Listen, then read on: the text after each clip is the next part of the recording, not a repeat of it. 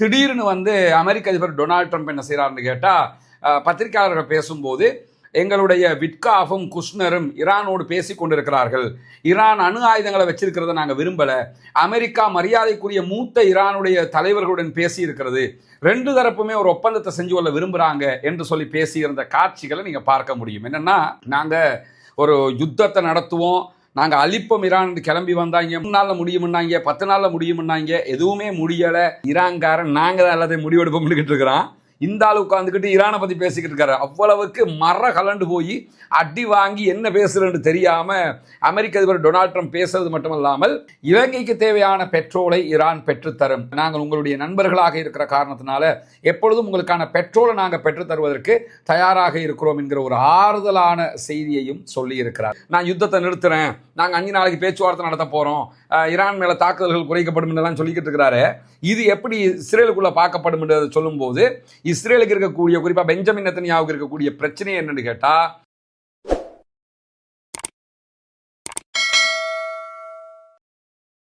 அன்பிற்கினிய சகோதர சகோதரிகளே, நம் அனைவர் மீதும் ஏக இறைவனுடைய அமைதியும் கருணையும் உண்டாகட்டுமாக என்கிற உயரிய பிரார்த்தனைகளோடு, தொடர்ச்சியாக மத்திய கிழக்கில் காசா மீதான 2 ஆண்டு கால இஸ்ரேலிய ஆக்கிரமிப்பு இராணுவத்தினுடைய யுத்தங்கள் தற்போது யுத்த நிறுத்தமாக மாற்றப்பட்டு 164வது நாட்களை தாண்டி கொண்டிருக்கக்கூடிய இந்த தருணத்தில் ஈரான் மீதான அமெரிக்க இஸ்ரேலிய தாக்குதல்கள் மிக கடுமையாக நடத்தப்படுகிற அதே வேளை, ஈரானும் அமெரிக்க இஸ்ரேலிய தளங்கள் மீது மிக உச்சமான பதிலடி தாக்குதல்களை நடத்தி வருகிறது. குறிப்பாக இந்த தாக்குதல்களில் ஹொர்முஸ் நீர்நிலை மூடப்பட்டிருக்கிறது.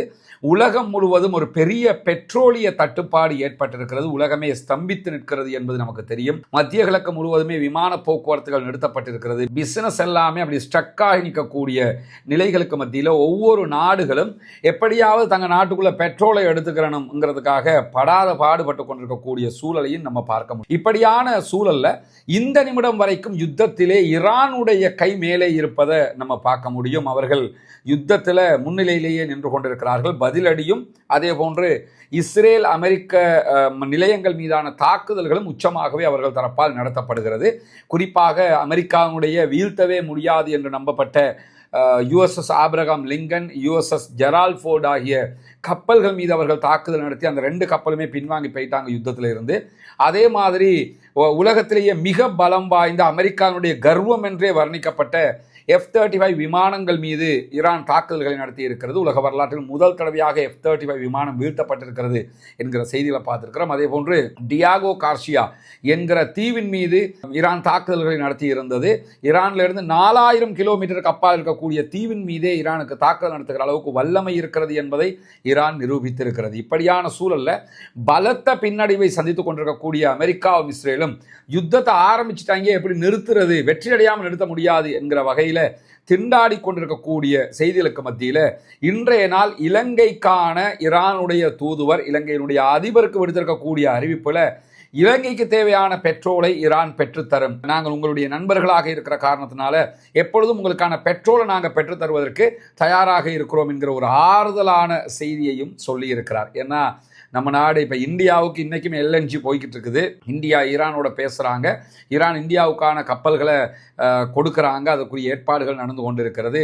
அது மோடிஜிக்காக கொடுக்கல, நாங்கள் நாட்டு மக்களுக்காக கொடுக்குறோம்னு ஈரான் தெளிவாக சொல்லிட்டாங்க.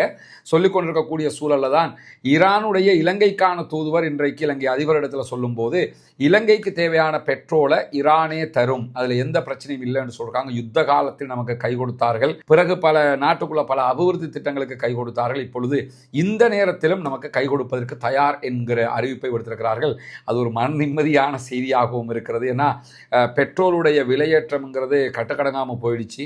பொருட்களுடைய விலையேற்றம் மீண்டும் ஒரு கிரைசிஸை நோக்கி கொண்டு போயிருமோங்கிற அச்சமெல்லாம் இருக்கக்கூடிய சூழல்ல இந்த மகிழ்ச்சிகரமான செய்தியும் வெளியாகி இருக்கக்கூடியதை நம்ம பார்க்க முடியும். இப்படியான நேரத்தில் தான் வாய்ப்பேச்சில் ரொம்ப பீத்திக்கிட்டு தெரியக்கூடிய உலகின் நம்பர் 1 இடத்துக்கு இருக்கக்கூடிய அமெரிக்க அதிபர் டொனால்ட் ட்ரம்ப் நேற்றைய தினம் என்ன சொன்னாருன்னா, ஹொர்முஸ் நீர்நிலையை உடனடியாக ஈரான் திறக்க வேண்டும், இல்லாத பட்சத்தில் 48 ஹவர்ஸுக்குள்ளாக ஈரானுடைய பவர் பிளானட்டுகள் மேலே எல்லாம் தாக்குதல் நடத்துவோம், ஈரானுடைய மின்சார நிலையங்கள் மீது மொத்த தாக்குதல்கள் நடத்தப்படும். ஒரு நாட்டில் மின்சார நிலையங்கள் மேலே தாக்குதல் நடத்திட்டாலே அந்த நாடு காலி என்ற அர்த்தம். குறிப்பாக அரபு தேசத்தில் பாலைவனத்தை கொண்ட நாடுகள் மொத்தமாக காலியாகிடும். காரணம் என்னன்னு கேட்டால், அவங்க கடல் நீரை நன்னீராக மாற்றித்தான் குடிநீராக பயன்படுத்துவார்கள். மின்சாரம் இல்லைன்னா தண்ணீர் தட்டுப்பாடு வந்துவிடும், மிகப்பெரிய ஒரு பின்னடைவை அந்த நாடுகள் சந்தித்துவிடும். இந்த மாதிரியான ஒரு சூழல் இருக்கிற நேரத்தில் நாங்கள் மின்சார நிலையங்கள் மேலே தாக்கல் நடத்துவோம். 48 ஹவர்ஸ் உங்களுக்கு காலம் தர்றோம், அதுக்குள்ளே நீங்கள் ஹார்முஸை திறக்கலன்னு சொன்னால் மொத்தமாக நாங்கள் அழிப்போம்னு சொல்லி மிரட்டி இருந்தார். அவர் அந்த நிக்கோலஸ் மதுரோன்னு நினச்சிக்கிட்டு வெனிசுவேலான்னு நினச்சிக்கிட்டு மிரட்டிட்டாரு. மிரட்டிய கையோடு ஈரான் என்ன சொன்னதுன்னு கேட்டால், நீங்கள் எங்களுடைய மின்சார நிலையங்கள் மேலே தாக்கல் நடத்துறீங்கன்னா நாங்கள் உங்களுடைய எல்லா தொழில்துறைகள் மேலேயும் தாக்கல் நடத்துவோம், குறிப்பாக வளைகுடாவில் இருக்கக்கூடிய மின்சார நிலையங்கள் மேலெல்லாம் தாக்கல் நடத்துவோம், இஸ்ரேலில் இருக்கக்கூடிய மின்சார நிலையங்கள் மேலெல்லாம் தாக்கல் நடத்துவோம். இஸ்ரேலுக்கும் இதே கதி தான். பாலைவனத்தை கொண்ட பாலஸ்தீன பெருபூமியைத்தானே அபகரிச்சுக்கிட்டு இஸ்ரேல் ஒரு நாட்டை உருவாக்கி இருக்கிறான். அவனும் கடல் நீரை குடிநீராக்குற வேலையை தான் செஞ்சுக்கிட்டு இருக்கிறதுனால அவனுக்கும் இதே கதி ஏற்படும் என்பதை சொல்லியிருந்த நிலையில் இன்னைக்கு திடீர்னு அமெரிக்க அதிபர் டொனால்ட் ட்ரம்ப் என்ன செய்கிறாருன்னு கேட்டால், பத்திரிகையாளர்கள் பேசும்போது எங்களுடைய விட்காஃபும் குஷ்னரும் ஈரானோடு பேசி கொண்டிருக்கிறார்கள், ஈரான் அணு ஆயுதங்களை வச்சிருக்கிறத நாங்கள் விரும்பலை, அமெரிக்கா மரியாதைக்குரிய மூத்த ஈரானுடைய தலைவர்களுடன் பேசி இருக்கிறது, ரெண்டு தரப்புமே ஒரு ஒப்பந்தத்தை செஞ்சு கொள்ள விரும்புகிறாங்க என்று சொல்லி பேசியிருந்த காட்சிகளை நீங்கள் பார்க்க முடியும். என்னென்னா, நாங்கள் ஒரு யுத்தத்தை நடத்துவோம், நாங்கள் அழிப்போம் ஈரான் கிளம்பி வந்தாங்க, 3 நாளில் முடியும்னாங்க, 10 நாளில் முடியும்னாங்க, எதுவுமே முடியலை. கடைசியில் 48 மணி நேரம் ஒரு கெடு இல்லைன்னா எல்லாத்தையும் தொலைச்சி விடுவோம் பாருன்னு சொன்னவர் திடீர்னு என்ன சொல்கிறாருன்னு கேட்டால், நாங்கள் ஈரானுடைய ஒரு முக்கியமான தலைவரோட பேச்சுவார்த்தை நடத்திக்கிட்டு இருக்கிறோம், திடீர்னு ஒரு ஆட்சி மாற்றத்தை கொண்டு வர்றதுக்கு பார்க்குறோம், திடீர்னு ஒரு சமாதானம் வந்துடும், ரெண்டு தரப்புமே சமாதானத்துக்கு நாங்கள் தயாராக இருக்கிறோம், எனவே நாங்கள் ஒரு 5 நாளைக்கு ஈரான் மேலே தாக்குறதை நிறுத்துகிறோம் அப்படின்னு சொல்லி தடாருன்னு சொல்லி ஒரு கருத்தை சொல்லியிருக்கிறாரு. அதனடா 48 மணி நேரத்துக்குள்ள அழிப்பீங்கன்னு சொல்லிட்டு இப்போ 5 நாளைக்கு பிறகுதான் அழிப்போம் அப்படின்னு சொல்லி அமெரிக்க அதிபர் டொனால்ட் ட்ரம்ப் சொல்லி இருக்கிறாரு. தன்னிச்சையான ஒரு யுத்த நிறுத்தத்தை அவர் அறிவிச்சிருக்கிறது மட்டுமல்லாம தொடர்ந்து அவர் பேசும்போது ரெண்டு தரப்புமே தொலைபேசி வாயிலாக பேச்சுவார்த்தையை நடத்திக்கிட்டு இருக்கிறாங்க. புதிய ஈரானுடைய சுப்ரீம் லீடரோடு நாங்கள் எதுவுமே பேசலை அப்படின்றதையும் அவர் சொல்லிட்டு, சுப்ரீம் லீடர் உயிரோடு இருக்கிறாரா இல்லையாங்கிறதும் எங்களுக்கு தெரியலை அப்படின்னு சொல்லி அமெரிக்க அதிபர் டொனால்ட் ட்ரம்ப் சொல்றாரு. சொல்லிட்டு என்ன சொல்றாருன்னு கேட்டால், ஈரானோட ஒரு ஒப்பந்தம் செஞ்சா இஸ்ரேல் மகிழ்ச்சி அடையும்னு நான் நினைக்கிறேன் அப்படிங்கிறார். இஸ்ரேலை திருப்திப்படுத்தா முக்கியமே தவிர இந்த அரபு நாட்டு மந்தைகளை திருப்திப்படுத்துறது அவருடைய நோக்கம் இல்லை. அரபு நாட்டு மந்தைகளுக்கு அது புரிகிறதும் கிடையாது. அரபு நாட்டுக்காரனை பற்றி எதுவுமே அவர் பேசலை. இஸ்ரேல் திருப்தி அடையும்னு நாங்கள் நினைக்கிறோம் அப்படின்னு சொல்லக்கூடிய அமெரிக்க அதிபர் டொனால்ட் ட்ரம்ப் என்ன சொல்றாருன்னு கேட்டால், ஈரானோடு ஒரு உடன்பாடு எட்டப்படும் அப்படிங்கிறதுக்கு என்னால் உத்தரவாதம் எல்லாம் தர முடியாது, சேர்த்து அதையும் சொல்லிடுறாரு. நாங்கள் பேசிக்கிட்டு இருக்கோம் எல்லாம் செய்கிறோம், ஆனால் உத்தரவாதம் எல்லாம் தரையிடாது, ஈரானியர்கள் தான் என்ன பேசவே அழைச்சாங்க அப்படிங்கிறாரு. அதுக்கு இன்னைக்கு ஈரான் கன்னத்தில் அறிஞ்ச மாதிரி பதில் சொல்லியிருக்கிறாங்க. அது வேற விஷயம். என்னன்னா, ஈரானியர்கள் பேச அழைத்தார்கள், நாம் இப்போ யுத்தத்தை நிறுத்தணும், நாங்கள் தோத்துட்டோம்னு சொல்லக்கூடாது, இல்லை ஈரான்காரன் கூப்பிட்டா நாங்கள் பேச்சுவார்த்தைக்கு போனோம்னு சொல்லி தப்பிச்சுக்கிறதுக்காக, கேவலத்தை தவிர்த்து கொள்றதுக்காக உடனே ஈரான்காரங்க தான் எங்களை பேச்சுவார்த்தைக்கு கூப்பிட்டாங்க, நாங்கள் முடிஞ்ச வரைக்கும் பெட்ரோல் எங்ககிட்ட இருக்கணும், இல்லைன்னா அது சாத்தியப்படாது, எல்லா நாடுகளும் இந்த பெட்ரோலை கையில் வச்சுக்கிறதுக்கு அவருடைய தேவையாக இருக்கிறது, நாங்கள் ஒரு உடன்பாட்டை எட்டினோம்னு சொன்னால் செறிவூட்டப்பட்ட யுரேனியத்தை அவங்க கிட்ட இருந்து எடுக்கிறது எங்களுக்கு லேசாக இருக்கும். ஈரான்கிட்ட இருக்கக்கூடிய செறிவூட்டப்பட்ட யுரேனியம் 450 கிலோகிராம் இருக்குது. ஒரு 9 தொடக்கம் 10 அணு ஆயுதங்களை அவங்களால செஞ்சிட முடியும். அதை நாங்கள் எடுக்கிறது தான் எங்களுடைய நோக்கம்ங்கிறது அவருடைய முழு முதல் காரணமாக இருக்கக்கூடிய நேரத்தில், நாங்கள் B-2 விமானத்தின் மூலமாக குண்டுவீச்சுகளை வீசாமல் இருந்திருந்தால் ஈரான் என்ன பண்ணிருக்கும்னு கேட்டால், உடனடியாக 2 வீக்குக்குள்ள இந்த வெப்பனை தயாரித்து அணு ஆயுதத்தை தயாரித்து இஸ்ரேலை அழிப்பதற்கு அதை பயன்படுத்தி இருக்கும். நாங்கள் அட்டாக் பண்ணினதுனால தான் இஸ்ரேல் தப்பிச்சிச்சு. இப்போ என்னன்னா, நாங்கள் கீழே விழுந்துட்டோம், அசிங்கப்பட்டுட்டோம், கேவலப்பட்டுட்டோம், இப்போ வெளியே போக வேண்டி இருக்குது, எதையாவது ஒரு நல்ல காரணத்தை சொல்லி தப்பிச்சு போகணும். அதுக்காக என்ன சொல்கிறாருன்னு கேட்டால், நாங்கள் ஈரான் மேலே அட்டாக் பண்ணிடலாட்டி இஸ்ரேல் அழிச்சிருப்பாங்க, இப்போ மட்டும் இஸ்ரேலை தடவிக்கிட்டு இருக்கிறானே, இஸ்ரேலை இப்பயும் அழிச்சுக்கிட்டு தான் இருக்கிறான். இன்னைக்கும் இஸ்ரேலுடைய டெல் அவீவ் மற்ற நகரங்கள் மேலே பத்தி எறிகிற அளவுக்கு அட்டாக் நடந்திருக்குது. தாராள தாக்குதல்களை வச்சு செஞ்சுக்கிட்டு இருக்கிறான். அப்போ இதையெல்லாம் மறைச்சிக்கிட்டு தான் அவர் பேசுகிறாரு. பேசும்போது மேலதிகமாக என்ன சொல்கிறாருன்னு கேட்டால், ஈரானுடைய மின் உற்பத்தி நிலையங்கள் மீதான இராணுவ தாக்குதல்களை 5 நாட்களுக்கு நாங்கள் ஒத்தி வைக்கிறோம், 48 ஹவர்ஸுக்குள்ளே 2 நாளுக்குள்ளே அடிப்போம்னு சொன்னோம், நாங்கள் 5 நாளைக்கு பிறகு தான் அடிப்போம், அவங்க சமாதானத்துக்கு வரலன்னு சொன்னால். அதே மாதிரி எங்களுக்கு தெஹ்ரானோட ஒரு ஆக்கபூர்வமான உரையாடல் ஒன்று நாங்கள் செஞ்சுக்கிட்டு இருக்கிறோம். மத்திய கிழக்கில் எங்களுடைய பகைமைகளுக்கு ஒரு முழுமையான மொத்த தீர்வை காண்பது தான் எங்களுடைய நோக்கம். மத்திய கிழக்கில் இனி ஈரானோட எங்களுக்கு சண்டையே இருக்கக்கூடாது, மொத்தமாக நாங்கள் ஒரு தீர்வு காண நினைக்கிறோம்னு சொல்லிட்டு கடந்த 2 நாட்களாக ஈரானோடு ஒரு பயனுள்ள உரையாடல்கள் நடைபெற்று வருகிறது அப்படின்னு சொல்லி ட்ரம்ப் என்ன செய்கிறாருன்னு கேட்டால் மீடியாக்களுக்கு பேட்டி கொடுக்கறது மட்டுமல்லாமல் ஈரானுடைய மின் உற்பத்தி நிலையங்கள் எரிசக்தி கட்டமைப்பு மீதான அனைத்து தாக்குதல்களையும் நாங்கள் நிறுத்துகிறோம் 5 நாளைக்குங்கிறதையும் இன்றைக்கி அறிவிச்சிட்டாரு. அதுக்கு பிறகு புளோரிடாவில் விமான நிலையத்தில் வச்சு செய்தியாளர்களை சந்திக்கும் போது என்ன சொல்கிறாருன்னு கேட்டால் ஈரான் எங்களோட ஒரு ஒப்பந்தத்தை செய்கிறதுக்கு விரும்புது, அமெரிக்க தூதர்கள் மதிக்கிற அளவுக்கு இருக்கக்கூடிய ஒரு ஈரானுடைய தலைவரோடு பேச்சுவார்த்தைகளை நடத்தி வர்றாங்க, ஆனால் அது மொஜிதபா காமனி கிடையாது அப்படிங்கிறாங்க. ஒருத்தரோட பேசிக்கிட்டு இருக்கிறாங்களாம் ஈரானுக்குள்ள, அவர் ஈரானில் ஒரு முக்கியமான தலைவராம், ஆனால் அவர் முஜிதபா காமனி கிடையாது அப்படிங்கிறாங்க. முஜிதபா காமனி இல்லைன்னா ஜனாதிபதி இல்லைன்னு சொன்னால் உயர்நீதிமன்ற நீதியரசர் இல்லைன்னா பாராளுமன்ற சபாநாயகர் முகமது ஹலீபா அவரும் இல்லைன்னா ஐஆர்ஜிசி மாதிரி இராணுவ தலைமைகளோடு பேசணும்.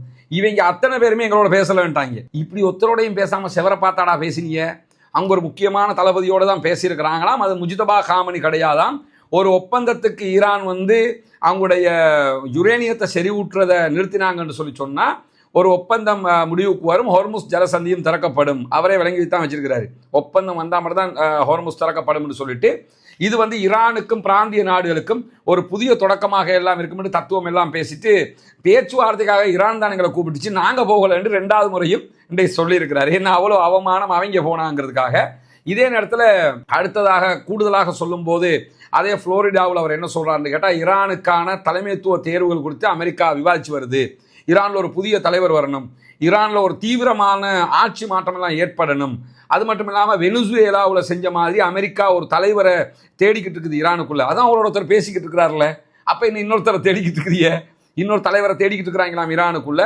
ஒருவேளை ஈரானில் ஒரு கூட்டு தலைமைத்துவம் கூட வரக்கூடும் அப்படிங்கிறாரு. ஈரான்காரன் நாங்கள் தான் எல்லாத்தையும் முடிவெடுப்போம்னு இருக்கிறான், இந்த ஆள் உட்காந்துக்கிட்டு ஈரானை பற்றி பேசிக்கிட்டு இருக்காரு. அவ்வளவுக்கு கலண்டு போய் அடி வாங்கி என்ன பேசுறதுன்னு தெரியாமல் அமெரிக்க அதிபர் டொனால்ட் ட்ரம்ப் பேசுறது மட்டுமல்லாமல் மேலதிகமாக இன்றைக்கு வெளியாகி இருக்கக்கூடிய எல்லா செய்தியிலும் பாருங்க, இது அவருடைய அறிவிப்பு. அதுக்கு பிறகு ஈரானுடைய மெஹர் நியூஸ் ஏஜென்சி வெளியிட்டிருக்கக்கூடிய அறிவிப்பில் தெஹ்ரானுக்கும் வாஷிங்டனுக்கும் இடையே பேச்சுவார்த்தை எதுவுமே நடைபெறவில்லை என்று சொல்லி இன்றைக்கு ஈரானுடைய ஃபாரின் மினிஸ்ட்ரி அறிவிச்சிட்டாங்க.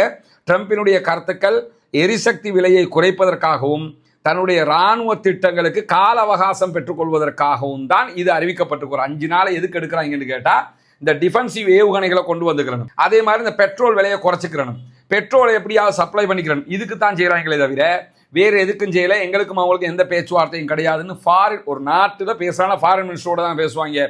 ஃபாரின் மினிஸ்ட்ரி தெளிவாக அறிவித்தது மட்டும் இல்லாமல் ஈரானுடைய ஃபார்ஸ் நியூஸ் ஏஜென்சி வெளியிட்டிருக்கக்கூடிய அறிவிப்பில் என்ன சொல்கிறாங்கன்னு கேட்டால் அமெரிக்க அதிபரோடு நேரடி தொடர்போ மறைமுக தொடர்போ இடைத்தரகர் மூலமாகவோ எந்த தொடர்புகளையும் நாங்கள் மேற்கொள்ளவில்லை.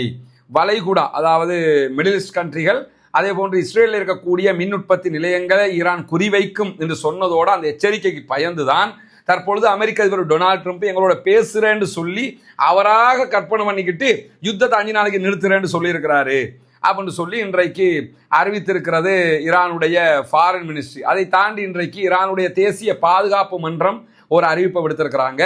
அதில் என்ன சொல்றாங்கன்னு கேட்டால் ஈரானுடைய கடற்கரையை ஒட்டிய பகுதிகள் மீதோ அல்லது தீவுகள் மீதோ தாக்குதல்களை நடத்த முயன்றால், ஏன்னா ஈரானுடைய வளைகுடா பகுதிக்கு அண்மையில் இருக்கக்கூடிய கடற்கரையிலிருந்து சுமார் 24 கிலோமீட்டர் தூரத்தில் இருக்கக்கூடிய கார்க் என்கிற தீவை கைப்பற்றுவதற்கு அமெரிக்காவினுடைய இராணுவம் ஆலோசித்து வருகிறது என்கிற செய்திகள் வெளியாகி கொண்டே இருக்கு. ஏன்னா கார்க் தீவில் இருந்து தான் ஈரான் முழு பெட்ரோலையும் வெளிநாடுகளுக்கு ஏற்றுமதி செய்து அதை தரைப்படை அனுப்பி கைப்பற்றுகிற ஒரு நோக்கம் இருப்பதாக சொல்லப்படக்கூடிய நேரத்தில் அதற்கும் இன்றைக்கு ஈரானுடைய தேசிய பாதுகாப்பு மன்றம் வெளியிட்டிருக்கக்கூடிய அறிவிப்பில் என்ன சொல்றாங்கன்னு கேட்டால் எங்கள் தீவுகள் மேலே தாக்குதல் நடத்தினாலோ அல்லது தீவுகளை கைப்பற்ற முனைந்தாலோ பாரசீக வளைகுடாவில் இருக்கக்கூடிய அனைத்து தகவல் தொடர்பு வழிகளையும் கண்ணி வெடி வைத்து அழிப்போம்ட்டாங்க. இது ரொம்ப டேஞ்சரானது. காரணம் என்னன்னு கேட்டால் இப்போ என்ன நடக்குதுங்கிறதையெல்லாம் இணையதளங்கள் இருக்க போய் தான் நம்ம தெரிஞ்சுக்கிட்டு இருக்கிறோம். இணைய கேபிள்கள் எல்லாமே இந்த பாரசீக வளைகுடா அந்த ஹொர்முஸுக்கு கீழே தான் போய்கிட்டு இருக்கு. அடுத்ததாக செங்கடல் வழியாக போய்கிட்டு இருக்குது. ஏற்கனவே காசா வாரில் செங்கடலுக்கு கீழே இருந்த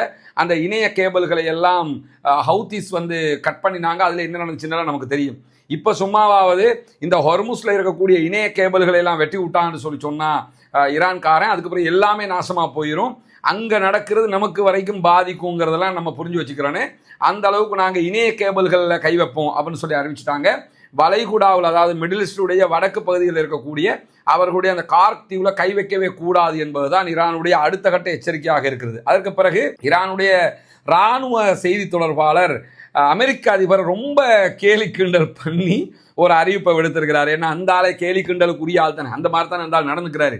அதனால அவர் என்ன செய்யறாருன்னு கேட்டா, ஏய் ட்ரம்ப், உங்க வேலை முடிஞ்சிருச்சு. இது ட்ரம்ப் மத்தாக்களுக்கு சொல்ற வேர்ட், அதை ட்ரம்ப்புக்கே சொல்லி இன்னைக்கு வீடியோ வெளியிட்டிருக்கிறாரு. அவருடைய வீடியோ அவர்களுடைய ஹாத்தமல் அன்பியா உடைய எக்ஸ் தளத்தில் வெளியிடப்பட்டிருக்கு. அதில் அவர் என்ன சொல்றாருன்னு கேட்டா, ட்ரம்ப்பை கேலி செய்து அறிக்கை வெளியிடுகிறார் இப்ராஹிம் சோல்பகாரி. அவர் சொல்லும் போது, ட்ரம்ப் உங்க வேலை முடிஞ்சிருச்சு. இந்த வாக்கியம் உங்களுக்கு ரொம்ப பரிச்சயமான வாக்கியம். இந்த விஷயத்துல நீங்க கவனம் எடுத்ததுக்கு உங்களுக்கு ரொம்ப நன்றி அப்படிங்கிறார். ஏன்னா நாங்க எல்லா பவர் பிளானட்டுக்கும் அடிப்போம்னு சொன்னோம். நீங்க எங்களுடைய மின்சார துறைகளுக்கு கை வச்சா நாங்க அரபு நாட்டில் இருக்கக்கூடிய எல்லா மின்சார நிலையங்களுக்கு அடிப்போம்னு சொன்னோம். அதனால உங்களுக்கு கொஞ்சம் புத்தி வந்துருச்சு. நீங்க கவனம் எடுத்ததுக்கு உங்களுக்கு ரொம்ப நன்றியை நாங்க தெரிவிச்சுக்கிறோம். இல்லைன்னு சொன்னா எல்லா பக்கத்தையும் அடிச்சு நொறுக்கிறோம்னு சொல்லிட்டு, ஹொர்முஸ் ஜலசந்தி மொத்தமாக மூடப்பட்டிருந்தால் மின்சார நிலையங்கள் மீதெல்லாம் நீங்க தாக்குதல் நடத்துவோம்னு சொல்லி சொன்னீங்க. நீங்க நடத்தினா நாங்க உங்களுக்கு கடுமையான பதிலடி தருவோம்னு சொன்னதோட பயந்து தான் பின்வாங்கி இருக்கிறீங்களே தவிர, பின்வாங்கினது மட்டும் இல்லாம போற போக்குல எங்களோட பேச்சுவார்த்தை நடத்துறதா பொய் சொல்லிக்கிட்டு போறீங்கிறதையும் ரொம்ப கேவலமாக ரொம்ப கிண்டல் பண்ணி இன்றைக்கு இப்ராஹிம் சோல்பகாரியினுடைய அறிவிப்பை இதெல்லாம் பாருங்க.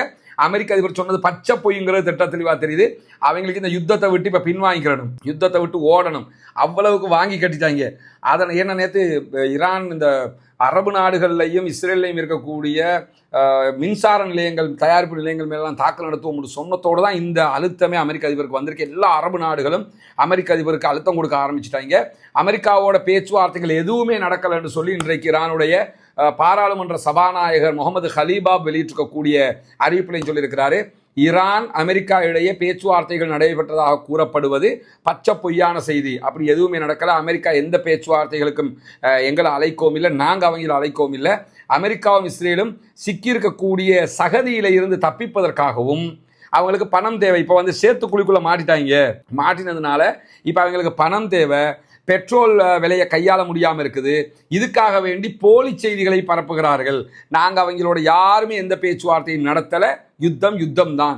நாங்கள் சொல்றது கட்டுப்பட்டால் மட்டும் தான் யுத்தம் நிற்குமே தவிர நீங்கள் நினைச்ச மாதிரி நிறுத்த முடியாது என்று சொல்லி இன்றைக்கு பாராளுமன்ற சபாநாயகரும் மிக தெளிவாக சொல்லியிருக்கக்கூடிய நேரத்தில், இஸ்ரேலுடைய இந்த அல் ஜசீரா மாதிரி இஸ்ரேலுக்குள்ள இருக்கக்கூடிய மிக பிரபலமான ஓரளவுக்கு நியாயமான செய்திகளை சொல்லக்கூடிய ஒரு பத்திரிகை ஊடகம் தான் ஹரெட்ஸ் பத்திரிகையினுடைய முன்னாள் எழுத்தாளர்களில் ஒருவராக இருக்கக்கூடிய அகிவா எல்டார் இன்றைக்கு ஊடகங்களுக்கு குறிப்பாக அல் ஜசீராக்கு பேசுகிறாரு. பேசும்போது இந்த அமெரிக்க அதிபருடைய நிலைப்பாட்டை நெத்தனியாகு எப்படி எடுத்துக்கிடுவாரு அப்படின்னு சொல்லி அவர் விளக்கம் சொல்றாரு. ஏன்னா அவங்க இஸ்ரேலுக்குள்ள இருக்கிறவங்க என்ன மாதிரி இப்போ ஏன்னா திடீர்னு நான் யுத்தத்தை நிறுத்துறேன், நாங்கள் 5 நாளைக்கு பேச்சுவார்த்தை நடத்த போகிறோம், ஈரான் மேலே தாக்குதல்கள் குறைக்கப்படும் என்றெல்லாம் சொல்லிக்கிட்டு இருக்கிறாரு. இது எப்படி இஸ்ரேலுக்குள்ளே பார்க்கப்படும் என்று சொல்லும்போது, இஸ்ரேலுக்கு இருக்கக்கூடிய குறிப்பாக பெஞ்சமின் நெத்தனியாவுக்கு இருக்கக்கூடிய பிரச்சனை என்னன்னு கேட்டால், காசா போர்ல வெற்றியை அறிவிக்க முடியாமல் போய்விட்டது. அவர் சொல்றாரு, இவர் இஸ்ரேலுடைய பிரபலமான எழுத்தாளர், இஸ்ரேலுக்குள்ளதான் இருக்கிறாரு, இஸ்ரேலுடைய ஊடகத்துக்கு எழுதுறவரு. தைரியமாவே என்ன சொல்றாருன்னு கேட்டா, இஸ்ரேலிய பிரதமர் பெஞ்சமின் நெத்தனியாவுக்கு காசாவுல ஜெயிச்சிட்டோம் சொல்லி வெற்றி அறிவிக்க முடியாம போயிடுச்சு. லெபனான்ல ஹிஸ்புல்லாக்களோட ஜெயிச்சிட்டோம்னு வெற்றி அறிவிக்க முடியாம போயிடுச்சு. அடுத்ததாக தேர்தல் நடத்த வேண்டி இருக்கிறது. தேர்தலுக்கு போறதுக்கு அவருக்கு எதுவுமே இல்லாமல் இருந்துச்சு. போனா தோத்துருவாரு. அதுக்கு பிறகு தோத்ததுக்கு பிறகு அவருடைய வழக்கு விசாரணை அது இதுன்னு ஜெயிலுக்கு போக வேண்டி வரும்ங்கிறதுனால எப்படியாவது ஈரான் அமெரிக்காவோட கோர்த்து விட்டு இந்த யுத்தத்துல ஜெயிச்சு நாங்க ஈரானுடைய அணுசக்தி நிலையம் எல்லாம் அழிச்சிட்டோம், ஈரானுடைய ஏவுகணை பலங்களை எல்லாம் குறைச்சிட்டோம், ஈரானை பாருங்க ஆட்சியை மாத்திட்டோம் அப்படின்னு சொல்லி தேர்தலை ஜெயிக்கலாம்னு சொல்லி தான் நினைச்சுக்கிட்டு இருந்தாரு. திடீர்னு அமெரிக்க அதிபர் டொனால்ட் ட்ரம்ப் இந்த மாதிரி சொன்னதுங்கிறது நெத்தனியாகுவுக்கு தவிர்க்க முடியாத பின்னடைவையும் அவருடைய புகழுக்கு மிகப்பெரிய இழுக்காகவும் அது மாறிவிடும். ஏன்னா அவர் இவ்வளவு காலமா சொன்னதெல்லாம் பொய் மாறி ஆயிரும். ஆனால் அவர் நெத்தன்யாகு அமெரிக்க அதிபர் டொனால்ட் ட்ரம்ப்பை எதிர்த்து நிற்கிறதுக்கு துணிய மாட்டாரு. ஏன்னா அவருடைய கட்சிக்காரங்கள்ட்டயே அமெரிக்க அதிபர் மேல பெரிய மரியாதை இருக்கிறதுனால அவரை எதிர்த்துட்டுலாம் இவரால் ஒன்றும் பண்ண முடியாது. ஆனால் அவருக்கு அடுத்து எலெக்ஷனுக்கு போறதுக்கு துரும்பு இல்லாம போயிடும். அது மட்டும் இல்லாம இந்த யுத்தத்துல பாலஸ்தீன விடுதலை அமைப்பினர் ஈரானோடு நிற்கிறார்கள். ஈரானோட நின்று இஸ்ரேலுக்கு எதிரான தாக்குதல்கள் எல்லாம் நடத்தப்பட்டு கொண்டிருக்கு. அவங்களுடைய பல தளபதிகள் ஈரான்ல நின்று இந்த தாக்குதலில் பங்கெடுத்து கொண்டிருக்கிறாங்க அப்படின்னு அந்த இஸ்ரேலுடைய எழுத்தாளர் சொல்றது மட்டுமல்லாம, இந்த யுத்தம் திடீர்னு நிற்கமாக இருந்தால், ஈரான் இஸ்ரேல் அமெரிக்காவுக்கு இடையிலான யுத்தம் நிற்கமாக இருந்தால் அடுத்து இஸ்ரேல் என்ன பண்ணும் என்று கேட்டால் லெபனான்ல ஹிஸ்புல்லாக்கள் மீதான தாக்குதல் என்று லெபனான் மேல அட்டாக் பண்ணுவாங்க. குறைஞ்சது நாங்கள் லெபனான்ல ஹிஸ்புல்லாக்களையாவது அழிச்சோம்னு சொல்லி அவருக்கு தேர்தலில் ஜெயிக்கிறதுக்கு தேவைப்படும். எனவே இஸ்ரேலிய பிரதமர் பெஞ்சமின் நெத்தன்யாஹுவுடைய தேர்தல் தேவைதான் இந்த யுத்தம் எல்லாம் என்பதை மிக அழகாக அந்த எழுத்தாளர் சொல்லியிருக்கக்கூடிய செய்திகளுக்கு மத்தியில் ஈரான் சொன்னது சொன்ன மாதிரி நிலையங்களுக்கெல்லாம் மின்சாரம் தயாரிக்கக்கூடிய பவர் பிளானட்டுகளுக்கெல்லாம் அடிச்சாங்கன்னு சொன்னா என்ன நடக்கும் என்று ஒரு செய்தி நம்ம பார்த்தோம்னா பெரிய ஒரு இருப்புக்கே கேள்விக்குறியாகிற மிடில் ஈஸ்ட் கண்ட்ரிகள், அதாவது சவுதி, பஹ்ரைன், குவைத்து, அபுதாபி, எந்த நாடாக இருந்தாலும் சரி அத்தனை நாடுகளும் அவங்க கடல் தண்ணீரை தான், உப்பு தண்ணீரை நன்னீராக்கித்தான் என்ன பண்ணுறாங்கன்னா குடிநீராக மாற்றி கொண்டிருக்கிறார்கள்.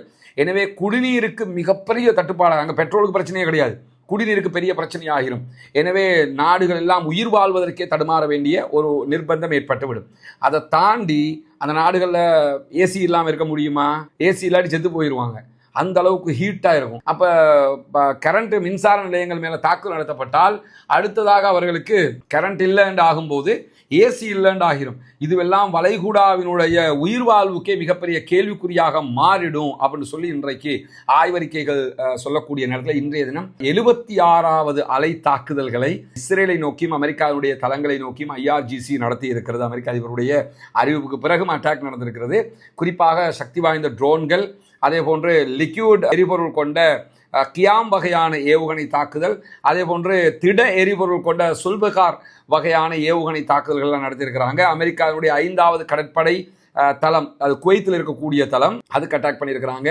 அது மட்டும் இல்லாமல் அல் தாஃப்ரா தளத்தின் மீது பஹ்ரைனில் தாக்குதல் நடத்தியிருக்கிறாங்க.